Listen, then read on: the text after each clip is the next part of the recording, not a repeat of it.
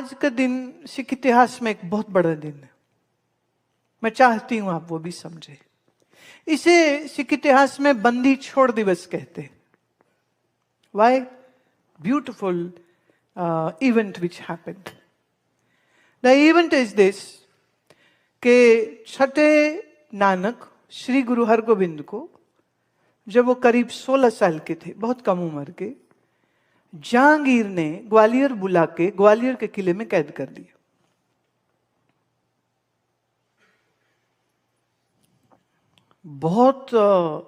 बहुत जगह से बहुत लोगों ने, कुछ एक फकीरों ने समझाया जहांगीर को कि ये तुम ठीक नहीं कर रहे हो।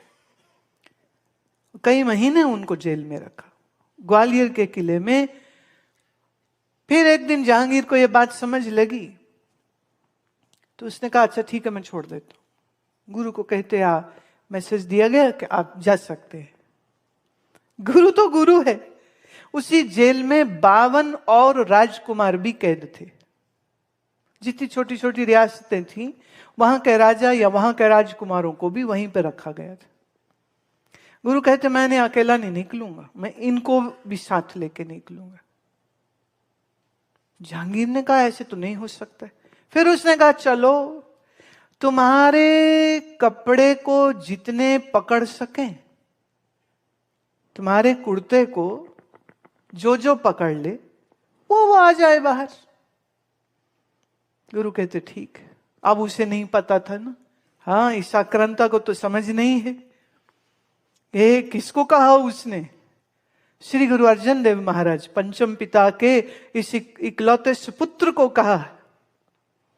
तो उन्होंने अपने सेवक को कहा मेरे लिए कुर्ता बनाओ जिसमें 52 कलियां हों।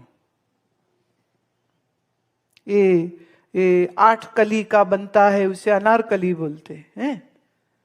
52 कलियों का kurta and with various length. कोई कली आधे फुट की है, कोई 1 फीट की है, कोई 2 फीट की है। 52 कली वाला गुरु जी का कुर्ता बना। इस कुर्ते के छोर को 52 राजाओं ने पकड़ा। तो सोच के देखिए, जब गुरुदेव निकले उस जेल से बाहर, आप तो आए ही आए, अपने साथ 52 उन राजाओं को भी उन्होंने छुड़ा दी।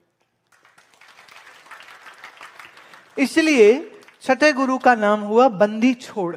बंधन से जो छुड़ाए उसको कहते हैं बंदी छोड़। और दिवाली के दिन ही वो अमृतसर में पहुंचे थे, और उस दिन ऑलरेडी दिवाली मनाई जा रही थी, दीपक जले हुए थे, और ऐसी रोशनी के साथ गुरुजी अमृतसर में प्रवेश किए थे। तो सिख इतिहास में एक बहुत बड़ा दिन माना जाता है, इसको वो बंदी छोड़ दिवस कहते हैं। तो आप इसे बंदी छोड़ दिवस कहो तो भी बधाइयां, आप इसे दिवाली कहो तो भी बधाइयां।